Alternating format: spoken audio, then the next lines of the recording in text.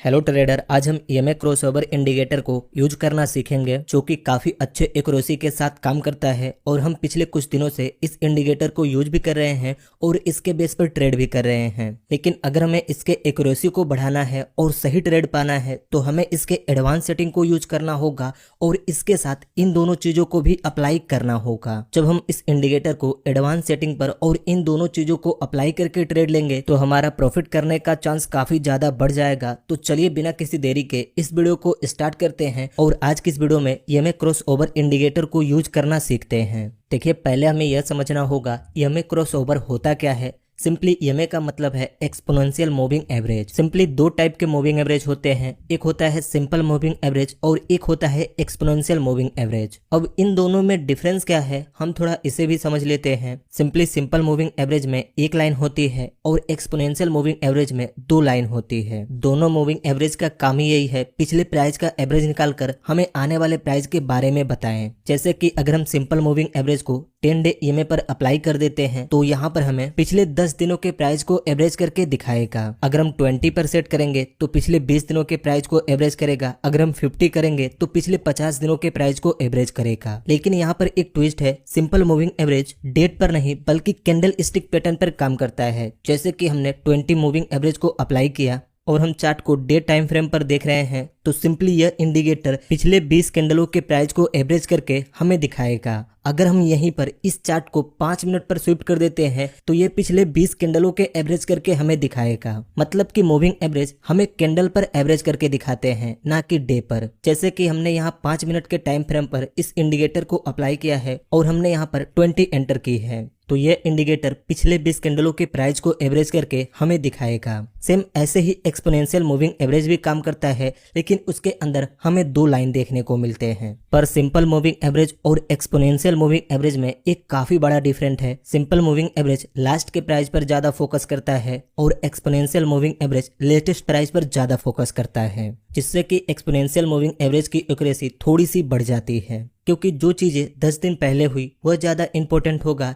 या जो चीजें 2 दिन पहले हुई वह ज्यादा इंपॉर्टेंट होगा। ऑफकोर्स जो चीजें 2 दिन पहले हुई है उसका ज्यादा इम्पैक्ट पड़ेगा। इसीलिए सिंपल मूविंग एवरेज से थोड़ी सी ज्यादा एक्यूरेसी एक्सपोनेंशियल मूविंग एवरेज का होता है। दोनों इंडिकेटर के अंदर हम अपने अकॉर्डिंग चेंजेस कर सकते हैं और इन इंडिकेटरों को हम किसी भी टाइप की ट्रेडिंग में अप्लाई कर सकते हैं। यहाँ तक हमने समझा मूविंग एवरेज इंडिकेटर क्या होते हैं और ये काम कैसे करते हैं। अब हम देखते हैं ईएमए क्रॉसओवर इंडिकेटर को अपने चार्ट पर हम अप्लाई कैसे करेंगे और इसके बेस पर ट्रेड कैसे बनाएंगे। देखिए, अगर आप इस इंडिकेटर को सही से यूज करना सीख गए तो आप सिंपली इसके बेस पर एंट्री ले सकते हैं, सही जगह पर स्टॉप लॉस को सेट कर सकते हैं और सही जगह पर अपने पोजीशन को एग्जिट भी कर सकते हैं। सिंपली आप किसी भी एप्लीकेशन में ट्रेडिंग करते हो, आपको अपने ट्रेडिंग एप्लीकेशन को ओपन करना है और किसी भी एक स्टॉक के चार्ट को ओपन करके यहाँ इंडिकेटर वाले सेक्शन में जाना है। यहाँ पर आने के बाद आपको सिंपल ईएमए सर्च करना है। ईएमए सर्च करते ही हमें यहाँ पर ईएमए क्रॉसओवर का एक इंडिकेटर मिल जाएगा। हमें सिंपल इस पर टैप कर देना है। हम जैसे इस पर टैप करेंगे यह इंडिकेटर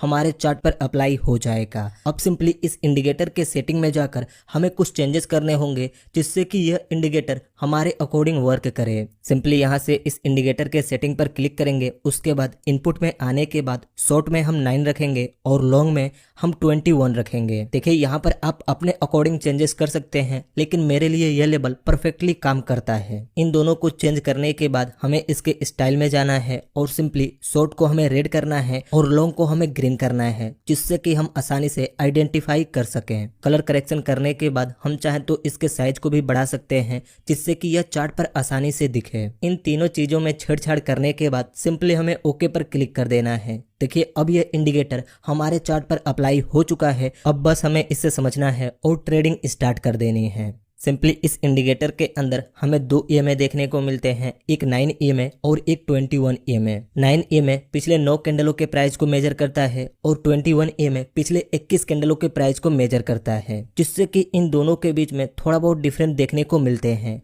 और यही चीजें हमें समझना है। अगर हम इस चीज को समझ गए तो हमारा लॉस ना के बराबर हो जाएगा। पहले आप इसका सिंपल सा फॉर्मूला समझिए। अगर 9 EMA 21 EMA को नीचे से ऊपर की तरफ काटता है तो सिंपली हमें यहाँ पर बाइंग साइड के सिग्नल मिलेंगे, और वहीं अगर 9 EMA 21 EMA को ऊपर से नीचे की तरफ काटता है तो हमें यहाँ पर सेल साइड के ट्रेड मिलेंगे। इतना तो आप समझ गए। जब रेड लाइन ग्रीन लाइन को नीचे से ऊपर की तरफ काटेगी तो हमें बाइंग करना है, और जब रेड लाइन ग्रीन लाइन को ऊपर से नीचे की तरफ काटेगी तो हमें सेलिंग करना है। इस इंडिकेटर की एक नेगेटिव पॉइंट भी है कि यह इंडिकेटर साइडवेज मार्केट में बिल्कुल काम नहीं करता और हमें यह मैक्सिमम टाइम फेक ट्रेड देता है। लेकिन इसे पहचानना कैसे है वो भी हम आगे इसी वीडियो में समझेंगे, जिससे कि आप साइडवेज मार्केट से बच सकते हैं। अब आप यहाँ पर देखिए, हमने इस चार्ट के अंदर इस इंडिकेटर को अप्लाई कर दी है। अगर हम यहाँ टॉप पर यहाँ से यहाँ तक एक हॉरिजॉन्टल जोन को ड्रॉ करें तो हमें यह साफ साफ एक रेजिस्टेंट लेवल दिख रहा है, और हम सबको पता है रेजिस्टेंट लेवल से प्राइस नीचे गिरती है और सपोर्ट लेवल से प्राइस ऊपर जाती है। देखिए, सपोर्ट और रेजिस्टेंट का सिंपल फॉर्मूला होता है। अगर आप इन दोनों चीजों को इस इंडिकेटर के साथ यूज करेंगे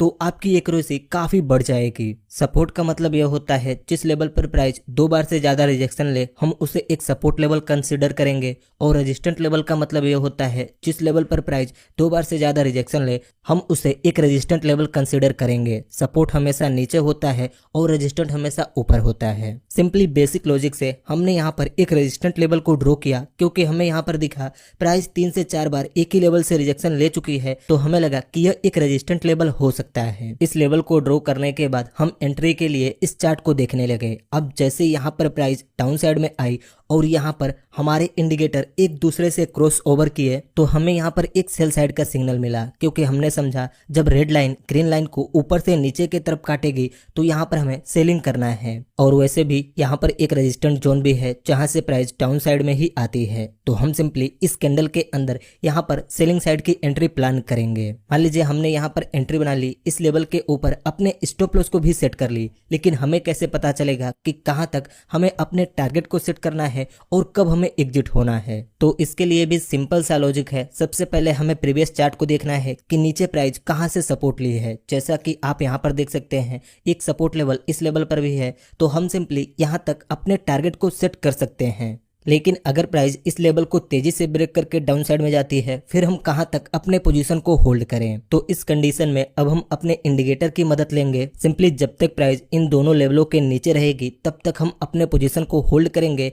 जब तक 1 से 2 कैंडल इन दोनों लेवलों को क्रॉस करके ऊपर क्लोजिंग नहीं देगी तब तक हम यहाँ से एग्जिट नहीं होंगे, क्योंकि आपने हमारे लाइव ट्रेड वाले वीडियोस में भी देखा होगा हम इस इंडिकेटर को इसी तरह से यूज करते हैं। लेकिन ये चीजें हमें हर बार नहीं करना है। जैसा कि आप यहाँ पर देखें, सिंपली प्राइस ने यहाँ पर एक सपोर्ट बनाया और यहीं से वह अपसाइड में निकली। जैसे प्राइस को अपसाइड में जाना हुआ, हमारे इंडिकेटर ने यहाँ पर सिग्नल दिया, रेड लाइन ने ग्रीन लाइन को नीचे से ऊपर की तरफ काटा। इस चीज को देखकर हमने यहाँ पर एंट्री बना ली, इस लेवल के नीचे अपने स्टॉप लॉस को सेट किया। यहाँ तक हमने अपने टारगेट को सेट किया, हमें काफी अच्छा प्रॉफिट भी दिख रहा था। फिर यहाँ पर थोड़ी सी प्राइस हमारे इंडिकेटर लेवल के पास आई, लेकिन किसी भी कैंडल ने इस लेवल को ब्रेक करके क्लोजिंग नहीं दी और यहीं से प्राइस फिर से अपसाइड में इस लेवल तक गई। देखिए, इस लेवल पर आने के बाद हमें खुद ऑब्जर्व करना होगा कि अब यहाँ से प्राइस किस डायरेक्शन में जा सकती है, कैंडल यहाँ पर किस टाइप के बन रहे हैं। क्योंकि अगर सारा काम इंडिकेटर ही करने लगे फिर तो किसी का लॉस ही नहीं होगा। इसलिए हमें अपनी साइकोलॉजी भी यूज करनी होगी। इंडिकेटर का बेसिक सा काम होता है डायरेक्शन देना या इंडिकेट करना,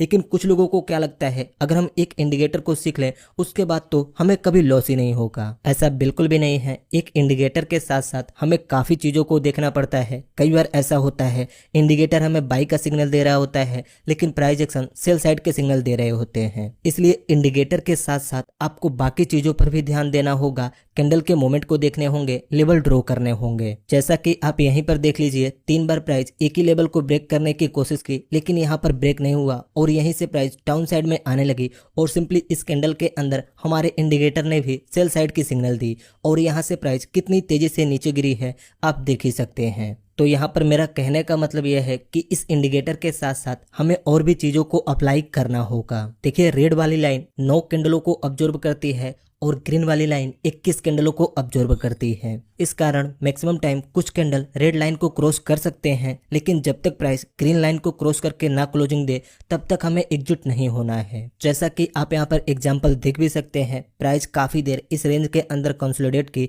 लेकिन जैसे इसने इस लेवल को ब्रेक की वैसे यहाँ पर हमारे इंडिकेटर ने भी बाइंग साइड की सिग्नल दी और यहीं से प्राइस काफी तेजी से अपसाइड में निकली। और आप यहाँ पर देख भी सकते हैं कहीं कहीं कुछ कैंडल इस रेड लाइन को ब्रेक करके क्लोजिंग दी है, लेकिन किसी भी कैंडल ने इस ग्रीन लाइन को ब्रेक करके क्लोजिंग नहीं दी है, जिससे कि यहाँ पर अप ट्रेंड कंटिन्यू रहा। और अगर हम इस चार्ट को देखें तो हमें सिंपल सा यहाँ पर एक ट्रेंड लाइन का फॉर्मेशन भी दिख रहा है। यहाँ ऊपर भी एक ट्रेंड लाइन है और नीचे भी एक ट्रेंड लाइन है। देखिए, जब आप सही तरीके से चार्ट को ऑब्जर्व करने लगेंगे तो आपको ऑटोमेटिक ही लेवल्स दिखने लगेंगे। यहाँ तक आपने यह तो समझ लिया होगा कि यह इंडिकेटर काम कैसे करता है और इसके बेस पर हमें ट्रेड कैसे लेना है। लेकिन अभी भी हमारे पास दो सवाल हैं। पहला, हमें पता कैसे चलेगा कि कोई स्टॉक साइडवेज है और वहां पर हमें ट्रेड नहीं लेना है, और दूसरा, हम इस इंडिकेटर की एक्यूरेसी कैसे बढ़ा सकते हैं। सिंपली पहले सवाल का जवाब यह है, हमें इस इंडिकेटर को ऑब्जर्व करना है। जब यह इंडिकेटर एक दूसरे के बिल्कुल करीब आ जाए तब हमें समझ लेना है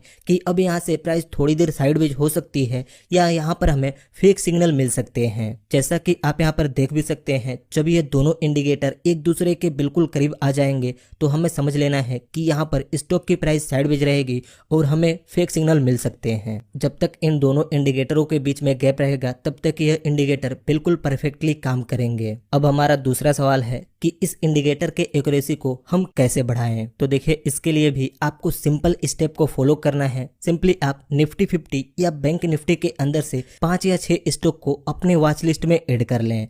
सिंपली अगर आपने कोई वॉच लिस्ट क्रिएट नहीं किया है तो आप अपने डीमैट अकाउंट के अंदर वॉच लिस्ट क्रिएट करें और उसके अंदर निफ्टी 50 या बैंक निफ्टी के 5 से 6 स्टॉक को ऐड कर लें और कम से कम 21 दिनों तक इस इंडिकेटर को उन्हीं स्टॉक के अंदर अप्लाई करें और उनके ही अंदर ट्रेड लें। जिससे फायदा यह होगा, आपको उन स्टॉक के मोमेंट के बारे में भी पता चल जाएगा और यह इंडिकेटर काम कैसे करता है इसके बारे में भी आपको पता चल जाएगा। ऐसे ही अगर आप ऑप्शन में ट्रेडिंग करते हैं तो आपको एक इंडेक्स को चुनना है और एक ही प्रीमियम के अंदर लगभग 21 दिन तक ट्रेडिंग करनी है। एक प्रीमियम से मेरा मतलब यह है, अगर आप इन द मनी के अंदर ट्रेडिंग करते हैं तो एक ही जगह के प्रीमियम को सिलेक्ट करना है और डेली उसी जगह के प्रीमियम को सिलेक्ट करना है। अगर आप 21 दिनों तक इस इंडिकेटर के साथ ये चीजें बैक टेस्ट करते हैं तो मैं दावे के साथ कह सकता हूँ आप इसकी एक्यूरेसी काफी बढ़ा सकते हैं और आपको पता भी चल जाएगा कि यह इंडिकेटर काम कैसे करता है। अगर आप यह सोच रहे हैं किसी के सिर्फ एक वीडियो देख लेने से आप ट्रेडिंग में प्रॉफिट करने लगेंगे, तो ऐसा कभी भी नहीं होगा।